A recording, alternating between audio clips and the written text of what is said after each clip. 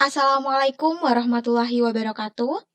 Perkenalkan, kami dari kelompok 1 kelas PBOD.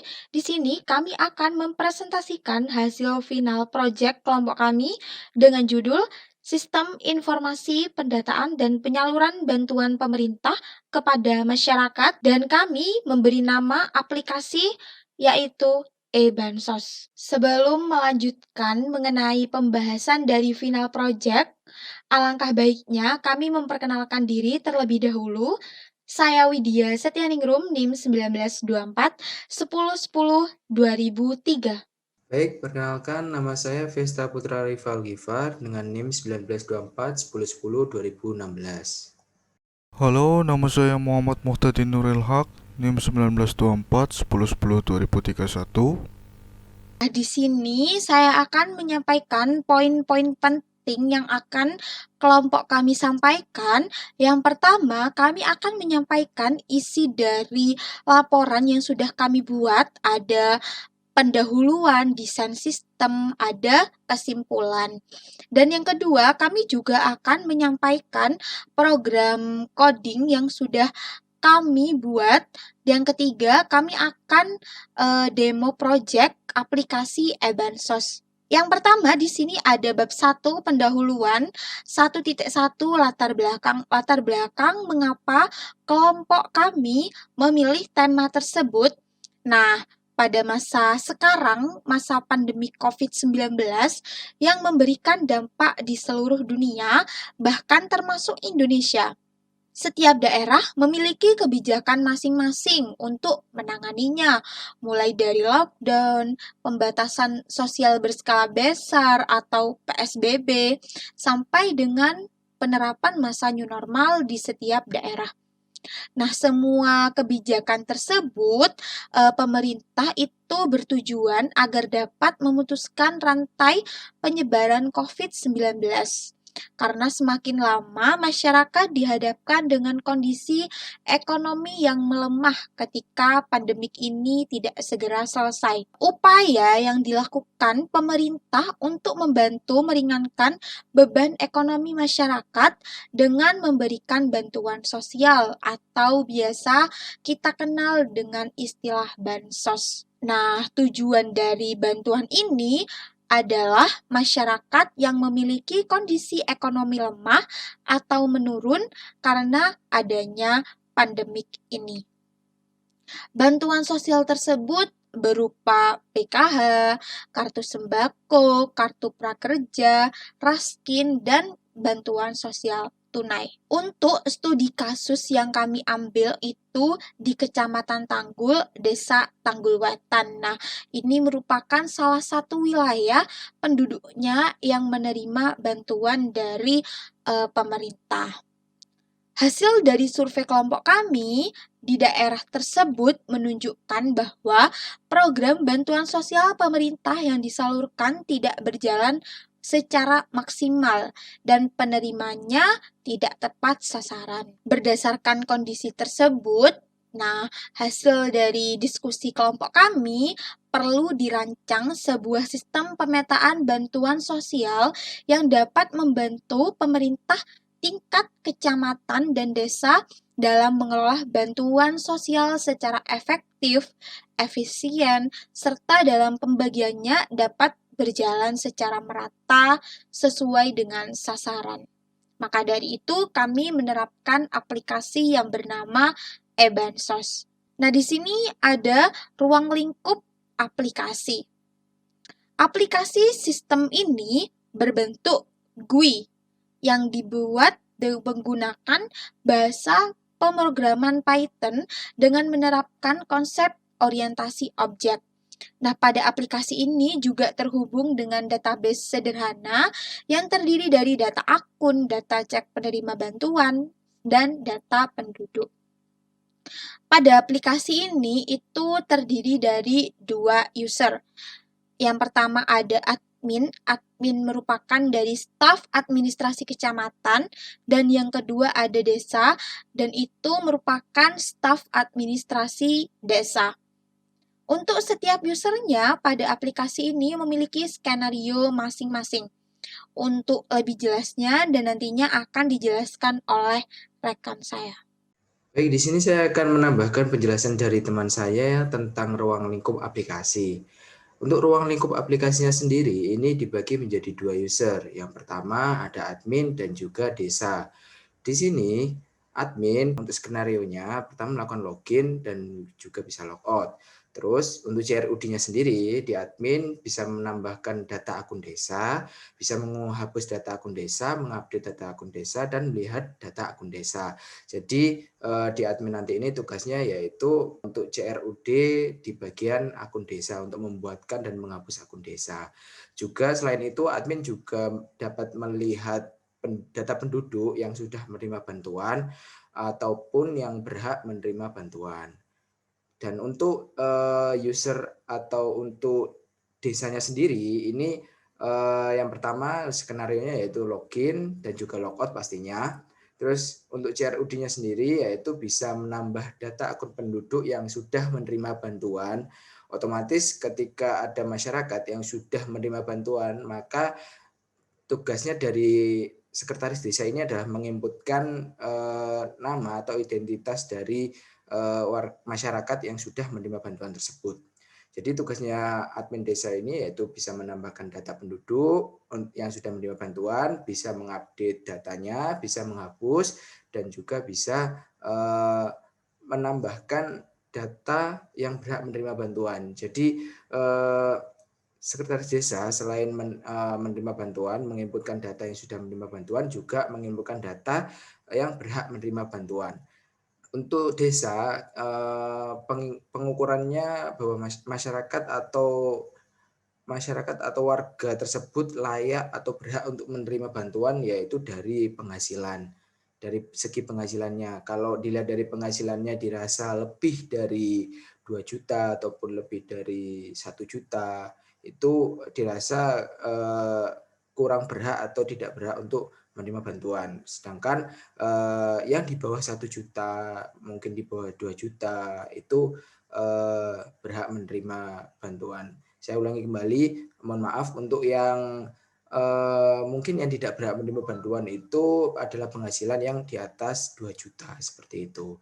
Untuk fitur-fitur tersendiri itu ada beberapa fitur. Yang pertama yaitu ada fitur home, yaitu menyediakan informasi perkenalan terkait aplikasinya.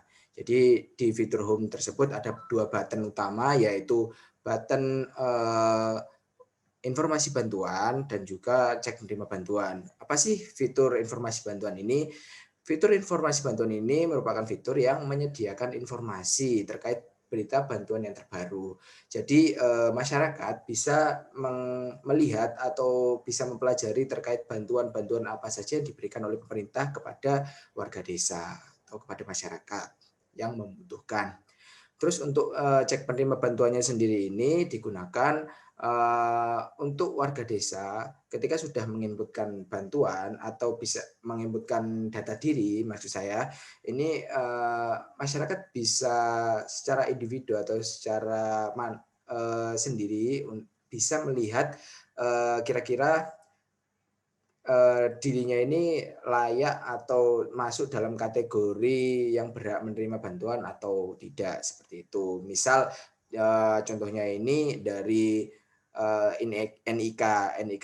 NIK-nya warga desa tersebut. Nah, nanti ketika NIK-nya diinputkan atau di-search, maka akan muncul pop-up atau pop-up ya, mohon maaf, pop-up itu bahwasanya akan muncul tulisan Anda berhak menerima bantuan, atau kalau tidak berhak maka akan muncul pop-up Anda tidak berhak menerima bantuan, seperti itu. Nah, untuk selanjutnya fiturnya yaitu ada login, seperti yang saya sebutkan tadi, ada data akun. Data akun sendiri ini merupakan akun desa, jadi tabel-tabel yang berisi data-data terkait data akun desa. Data penduduknya sendiri juga sama terkait data penduduk, mungkin seperti NIK, nama kepala keluarga, terus mungkin beliau dari segi penghasilan, ataupun bisa juga nanti tabelnya ini beliau berhak menerima bantuan ataupun tidak, seperti itu. Dan juga fitur selanjutnya yaitu ada logout. Di sini saya akan menjelaskan diagram objek yang sudah kami buat untuk proyek kami. Nah, ini saya zoom terlebih dahulu.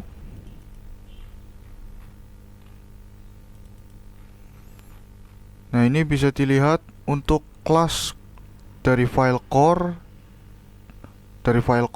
terus kelas admin akun desa, dari core, sekretaris desa, admin data penduduk, core.home, core.edit data penduduk. Ini adalah parent class-nya. Nah, di bawahnya ini untuk file main dengan kelas turunannya. Ini saya menamakan turunan admin akun desa dan sebagainya. Ini merupakan child dari inherit dari parent class-nya. Ini bisa dilihat, ini dalam parent class-nya bisa dilihat ini ada metode-metodenya sebagai berikut dan atribut-atributnya, dan juga untuk turunannya bisa dilihat ini atributnya sekian dan metode-metode yang kami gunakan. Nah, untuk di bawahnya juga sama, ini dari core titik edit akun desa dan sampai file core informasi bantuan, ini adalah parent class-nya. Nah, kemudian untuk file main, di file main ini adalah child dari kelas yang sudah kami buat dari core ini, yang mana file core itu adalah hasil dari generate code wax form builder yang sudah kami buat untuk GUI-nya.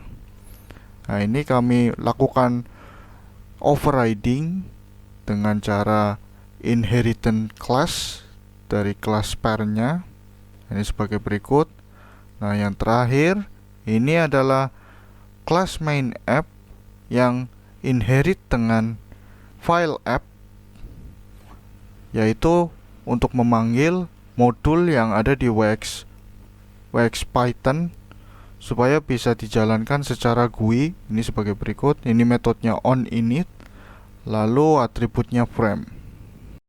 Selanjutnya saya akan menjelaskan ERD dari database yang sudah kami buat.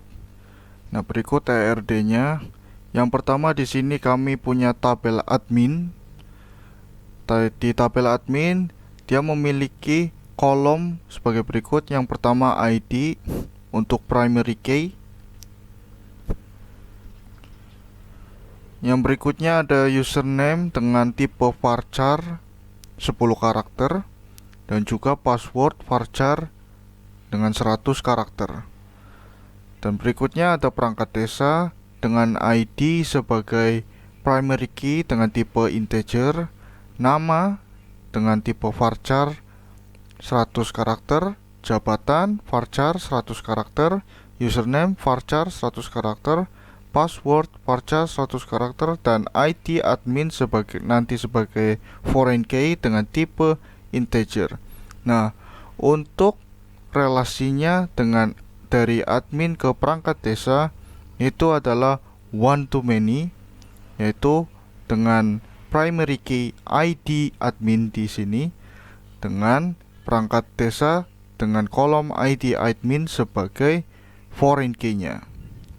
Dan kemudian di sini ada data penduduk dengan kolom sebagai berikut: ID tipe integer, nama tipe varchar, alamat varchar, pekerjaan varchar, penghasilan integer, status penerimaan varchar, ID perangkat desa integer, dan ID keberhakan integer. Nah, untuk relasi perangkat desa ke data penduduk itu adalah one to many juga, dengan ID di perangkat desa di tabel perangkat desa sebagai primary key dan ID underscore perangkat desa di data penduduk sebagai foreign key. Dan kemudian ada tabel keberhakan, yaitu untuk berisi informasi apakah suatu penduduk atau data penduduk itu berhak atau tidak menerima bantuan.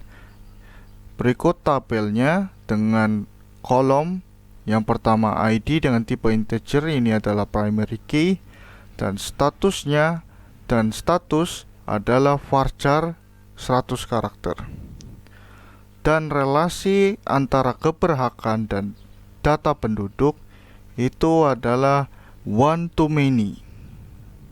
Baik, di sini saya akan menjelaskan terkait program yang sudah kami buat. Yang pertama di sini ada file DB Connect. Nah, ini berfungsi untuk import SQLite-nya. Jadi kami untuk database-nya itu memakai SQLite.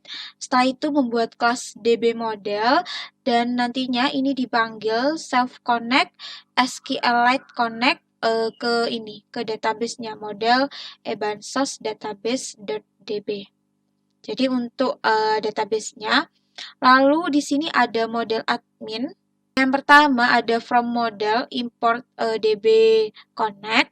Selanjutnya di sini ada kita buat kelas model admin.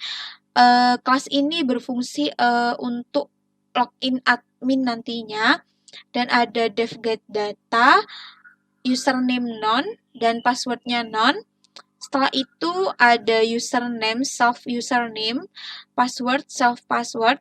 Di sini ada result yang berfungsi untuk menampung array yang berisi tuple.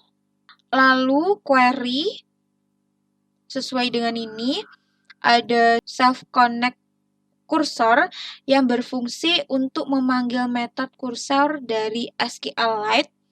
Ada execute query yang berfungsi untuk memanggil query dari SQLite. Nah, self ini berfungsi untuk koneksi database yang dijadikan sebagai kursornya. Nah, sedangkan result self phase 1 ini berfungsi untuk mengambil data dalam satu row-nya.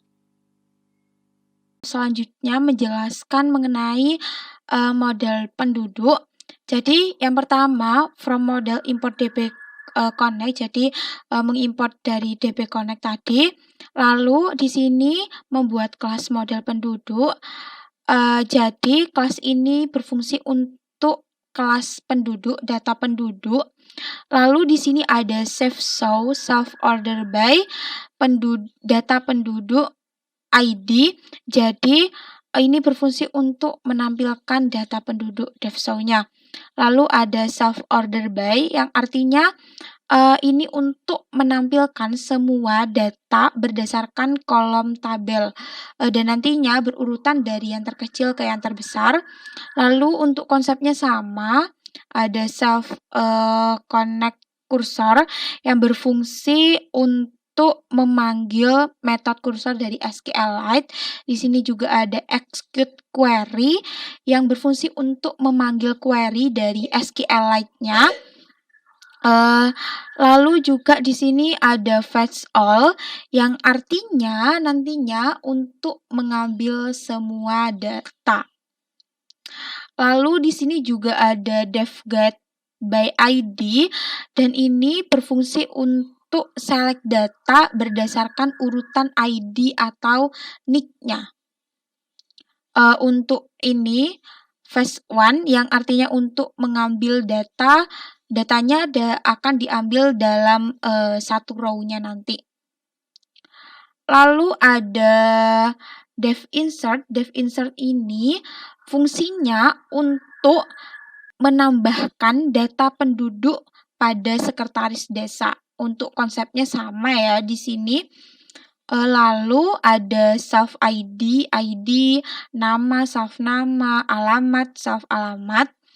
Lalu di sini juga ada dev update yang artinya fungsi ini untuk mengedit data penduduk pada sekretaris desanya nanti.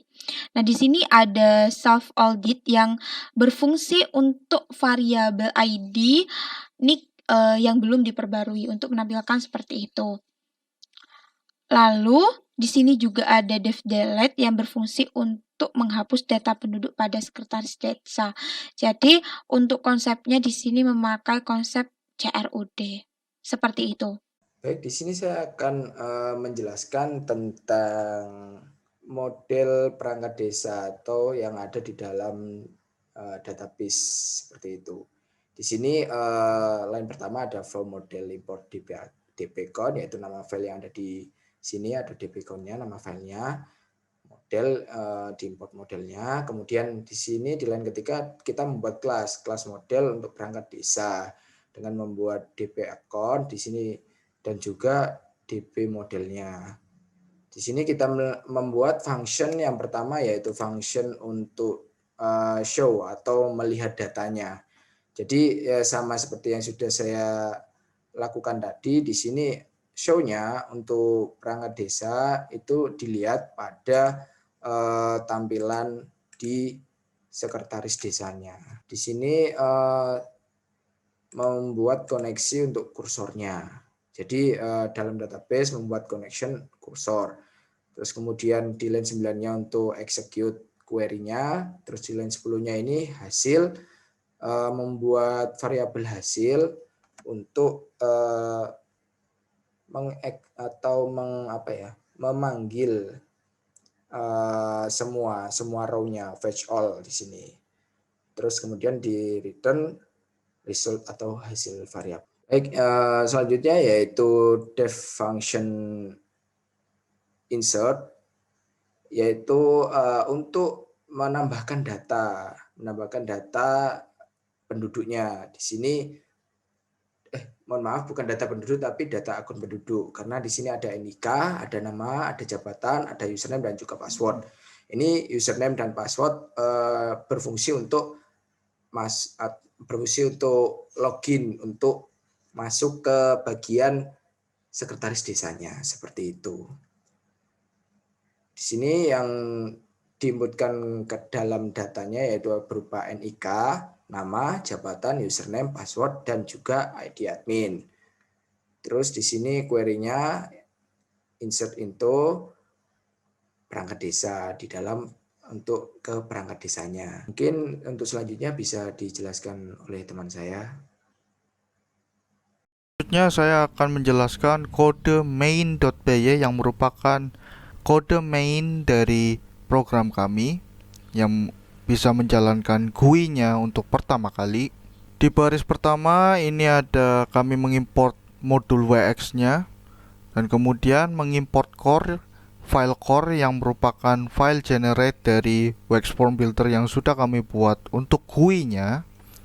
Kemudian file model admin perangkat desa model penduduk dari folder models yang kami kelompokkan ke folder models. Ini khusus untuk mengambil database dari masing-masing tabel di database yang sudah kami buat. Nah, di sini ada kelas main app yang kami buat untuk instansiasi pertama GUI, yaitu untuk instansiasi pertama untuk WX Python yang bisa menampilkan GUI pertama kali. Nah, di sini GUI pertama kami adalah yang kami buat adalah turunan home, yaitu kelas home yang frame-nya bernama home. Nah, untuk kelas home ini sebagai berikut, metode-metodenya ini sebagai berikut. Nah, untuk kelas turunan cek penerimaan bantuan ini khusus untuk mengecek penerimaan bantuan dari warga. Nah, di sini bisa dilihat ini ada metode button cari nick penduduk on button click. Ini kami buat ada misalkan jika mengeklik setelah mengisi teks kontrol yang tersedia, maka jika mengeklik ini akan mengecek jika penghasilan data penduduk kurang dari 1 juta, maka akan tampil WX message box sebagai berikut. Dan kemudian jika penghasilan penduduk antara 1 juta sampai 2 juta, maka akan tampil WX message box sebagai berikut. Jika tidak memenuhi kedua kondisi di atas, maka akan muncul WX message box sebagai berikut. Ini adalah instansiasi pertama, yaitu kami menggunakan if name sama dengan main dari fungsi main dari Python kami memanfaatkan itu supaya agar terlihat terstruktur. Nah, di sini kami mulai instansiasi dari kelas main app, lalu memanggil metode main loop untuk GUI-nya itu muncul secara bukan berulang, tapi biar tidak muncul sekali lalu langsung close gitu. Untuk lebih jelasnya lagi mungkin bisa saya jelaskan melalui demo aplikasinya. Jadi untuk aplikasinya sendiri itu seperti ini, mohon maaf. Untuk aplikasinya sendiri ini seperti ini tampilannya, yaitu ada menu home seperti yang saya sebutkan tadi dan juga ada login. Nah, di sini ada 2 button utama, yaitu ada informasi bantuan dan juga cek penerima bantuan. Di sini untuk informasi bantuannya, ketika saya klik, maka akan muncul tampilan seperti ini.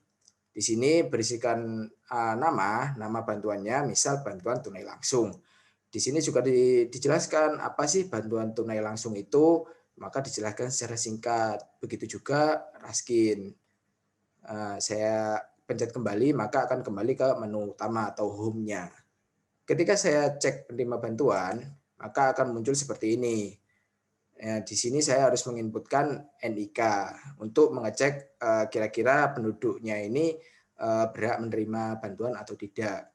Nah, untuk sebelum masuk ke fitur ini, harus login terlebih dahulu untuk mengecek kira-kira sudah berhak menerima atau belum. Di sini saya login terlebih dahulu menggunakan fitur login. Nah, seperti yang saya sebutkan tadi, di sini untuk adminnya sendiri yaitu ada beberapa fitur, ada data akun, ada data penduduk, dan juga logout.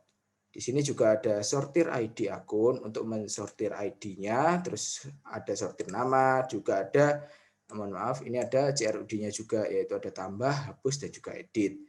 Mungkin kalau untuk tambahnya sendiri tampilannya seperti ini. Ini berada di lingkupnya admin atau ya lingkupnya admin. Di sini yang ditambahkan oleh admin yaitu ada ID akun, ada nama, ada jabatan, ada username, dan juga password. Ketika saya tambahkan mungkin ID akunnya, saya tulis terserah. Seperti ini, mungkin namanya juga nama saya, jabatannya sebagai kepala desa mungkin, bisa juga username-nya, yes, password-nya 1, 2, 3, 4, 5, di save.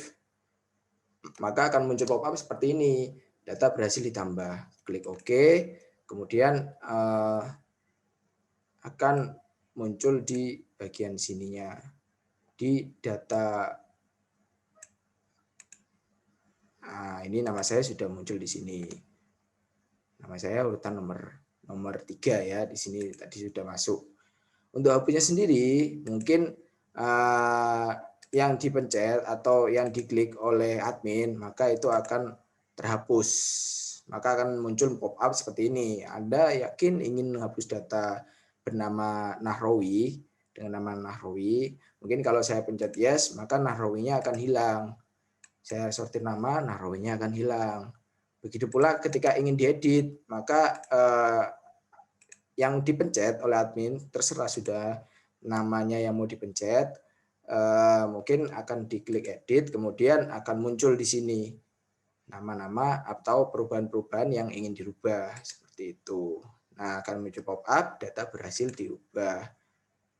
Ini yang data akun desa ya, ini data akun desa yang dibuat oleh admin.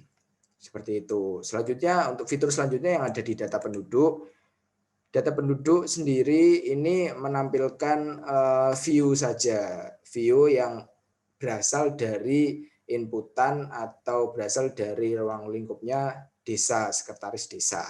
Jadi di sini untuk admin hanya bisa melihat tabel atau melihat datanya saja, tidak bisa merubah. Mungkin di sini ada beberapa fitur, mungkin sortir NIK, ada sortir penerima bantuan, juga sortir berhak atau tidaknya. Baik, langsung logout, kemudian kita masuk ke muncul pop-up seperti ini ya. Kemudian logout akan kembali ke menu login. Seperti ini. Mungkin selanjutnya saya akan masuk ke bagiannya sekretaris desa. Untuk sekretaris desa fiturnya tidak sedetail yang admin. Di admin kan ada 3, ada tadi data akun penduduk dan juga ada data penduduk. Nah, di admin ini, mohon maaf, di sekretaris desa ini hanya terdapat satu fitur utama, yaitu data penduduk atau tabel data penduduk. Tapi bedanya fungsinya tabel untuk data penduduk ini, kalau di admin tadi hanya bisa melihat, sedangkan di sekretaris desa bisa CRUD, bisa create, bisa delete, bisa update, seperti itu. Di sini ada fitur tambah, maka akan muncul tampilan yang sama seperti yang di admin tadi, tapi berupa isian yang beda. Ada NIK, ada nama kepala keluarga, ada alamat, pekerjaan, dan juga penghasilannya. Mungkin di sini saya akan menambahkan NIK-nya 3567 saya acak. Nama kepala keluarga mungkin saya, alamatnya Jalan Lumba-Lumba, seperti ini. Oke, pekerjaan mungkin mahasiswa, penghasilannya 2 juta. Saya save, maka akan muncul pop-up seperti ini. Data berhasil ditambahkan. Saya klik OK, kemudian saya sortir NIK, maka data saya akan muncul di bagian paling bawah. Seperti ini. Atau mungkin kalau mungkin berdasarkan sortir penghasilan, mungkin urutannya saya karena di sini menggunakan order by ascending, maka nilai penghasilan atau value penghasilan yang paling kecil itu berada di atas. Sedangkan saya ada di urutan nomor 4 karena penghasilan saya 2 juta. Jadi paling bawah nomor 2. Nah, untuk fitur hapusnya sendiri sama seperti yang ada di admin tadi, mungkin diklik salah satu, mungkin nama kepala keluarga, klik hapus saja, mungkin langsung akan muncul tampilan pop-up seperti ini. Klik hapus, kemudian data berhasil dihapus, pop-up-nya muncul, klik OK, maka ketika kita sortir akan hilang, datanya akan hilang. Kemudian untuk editnya sendiri juga sama, ketika kita klik, kita edit, juga akan muncul tampilan untuk mengedit datanya seperti ini. Kemudian kita klik save. Oke, maka mungkin tidak ada perubahan di sini karena tidak saya rubah. Mungkin sedikit saya rubah aja di bagian pekerjaan. Yang semula mahasiswa akan saya rubah menjadi dosen. Misal saya save. Oke, kemudian ketika saya sortir, maka pekerjaan saya akan berubah menjadi dosen. Selanjutnya saya logout. Di sini saya akan melihat NIK-nya terlebih dahulu. Di sini saya copy NIK-nya, logout, kembali ke menu home tadi untuk cek penerima bantuannya. Di sini saya copy paste, saya cari.